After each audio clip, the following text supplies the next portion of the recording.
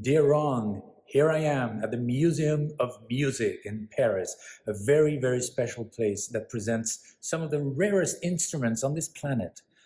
I found no better idea to talk to you than sit in front of what is arguably the biggest acoustic bass ever made. It is called the octobass.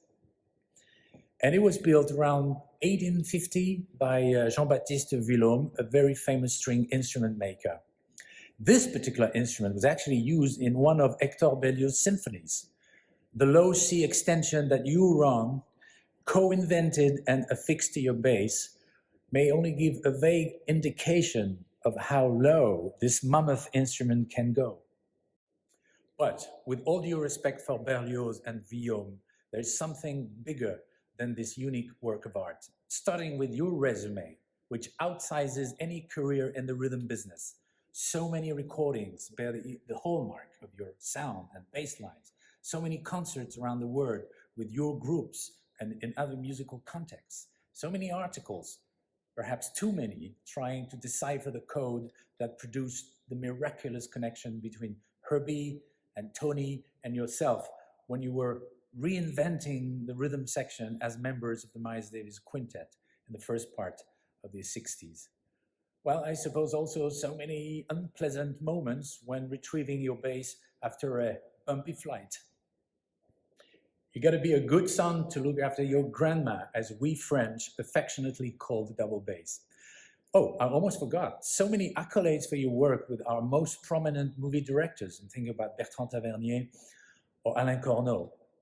These are big facts, but there is something about you, Ron, that has to do more with quality. And I'm not just talking about elegance or class or your subtle sense of humor, or the way you suffuse nobility and impose respect in a conversation. These are the goodies that you get when entering Ron Carter's world.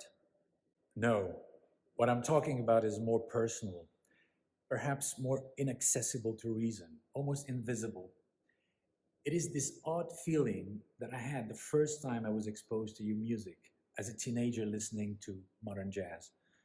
I didn't quite realize it then, but your sense of time, the distinctive sound that you give each note, actually the very choice of these notes and the logic behind them, the little rhythmic incidents that you create to make the music more lively and bouncing, all of these have paced the tempo of my life and giving it, well, something priceless, which is the ability to move forward whatever the great soloist in the sky has in store for me. When I asked our Minister of Culture to make you Commander in the Order of Arts and Letters, the highest cultural honor in our country, he didn't hesitate for long. He knew, as I do, that your work would stand the test of time, just the same way that big fellow behind me has. With one difference, though. The octobass has retired, while you are still making jazz a very exciting place to live in.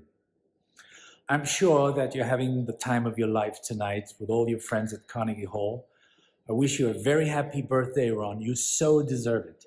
Enjoy every minute of it. À bientôt, my friend.